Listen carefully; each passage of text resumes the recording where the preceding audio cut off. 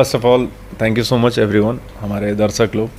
मैं बस इस भूतहा बरगद के बारे में इतना ही बोल सकता हूँ कि आजकल जितनी भी सिनेमा हमारी इंडस्ट्री, भोजपुरी इंडस्ट्री में रिप्रेजेंट हो रहा है, बहुत अच्छी फिल्में बनने लगी हैं, बट ये फिल्म जो है भूतहा बरगद is a very different film. Like हमारे लाइफ में कई बार बहुत अच्छी स्मूथ ज़िंदगी चल रही होती है और अचानक कुछ ऐसा आ जाता है, इंसिडेंट हो जाता है, कुछ ऐसा लाइफ में हम लोगों के एक बदलाव आ जाते हैं जहाँ पर हम लोगों की लाइफ भूतहा से जोड़ दिया जाता है, सोखा ओझा से जोड़ दिया जाता है।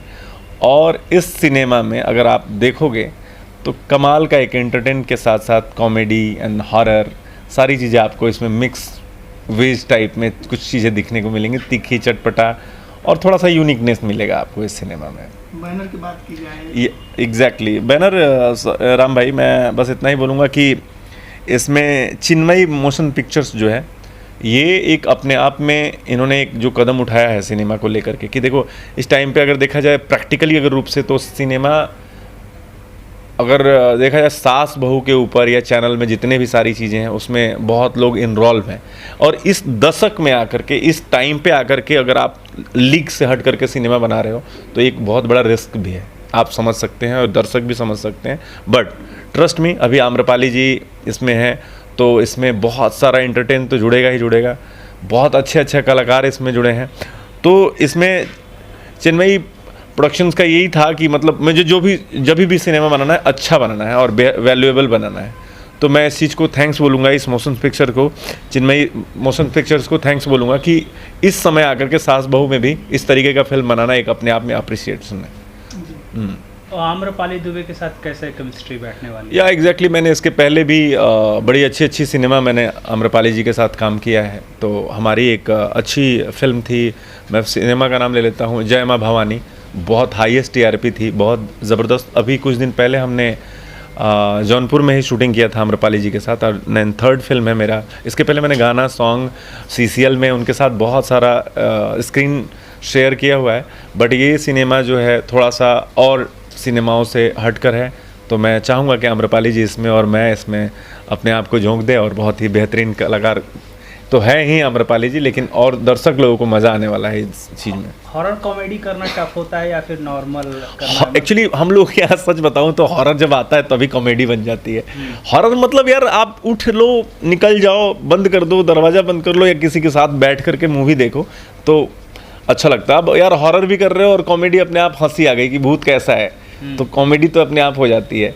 तो यहाँ पर जो है ये फिल्म जो है भूतहा बरगद is a real story. Like मुझे ऐसा लगता है कि हर गांव में एक ऐसा इंसिडेंट होता है जहाँ पर किसी पेड़ को, मैं बचपन से ही देखते आ रहा हूँ कि ये बरगद पे, ये पीपर पे फलाना जी रहते हैं, तो फलाना बाबा रहते हैं, तो फलाना रहता है, तो ये रहती है, वो रहती है। तो इन सब का मिक्सअप है इस सिनेमा में, रियलिस्टिक स्टोरी की गाँव में भी। आई थिंक बहुत लोग इसको जोड़ लेंगे, आई मीन कनेक्ट कर पाएंगे इस सिनेमा से, राइट। फिल्म के जो डायरेक्टर हैं वो लेडी हैं और भोजपुरी इंडस्ट्री में लेडी डायरेक्टर है नहीं। एग्जैक्टली ये भी मेरे लिए थोड़ा सा, मैंने सीरियल जब किया मितवा या बहुत सारे सीरियल कलर्स के लिए किए या जी गंगा के लिए किया, तो मुझे एसोसिएट में लड़कियां मिलती हैं। लेकिन इस सिनेमा इंडस्ट्री में, भोजपुरी इंडस्ट्री में आकर के मैं चेतना पाठक जी के बारे में एक चीज़ बोलना चाहूँगा कि जब मेरी कास्टिंग कर रही थी वो, तो उनका विजन बहुत क्लियर था। इसलिए क्लियर था कि उनको जो बनाना था वो बनाना है।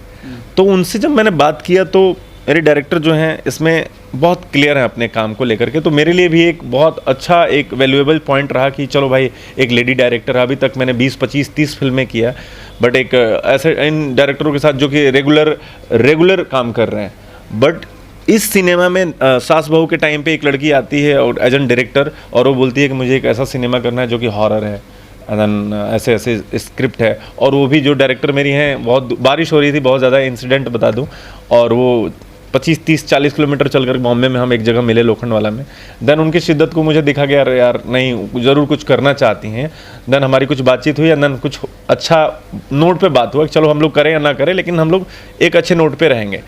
देन वो स्टोरी जब सुना रही थी मुझको, तो उनके आंखों में, या फिर कह सकते हैं कि उनके स्क्रीन प्ले उनको क्लियर था। तो जो आदमी अपना स्क्रीन प्ले क्लियर रखता है, मुझे ऐसा लगता है कि उसको पिक्चर बनाने में बहुत टाइम नहीं लगता, उसको दिक्कत नहीं होती है। देन आई अप्रिसिएट हर कि एक लेडी आकर के भोजपुरी इंडस्ट्री में अगर इस लीग को तोड़ रही है, तो मैं उसको बधाई देता हूँ और मैं चाहूँगा कि ऐसे लोगों के साथ मैं जुड़ा रहूँ, काम करता रहूँ।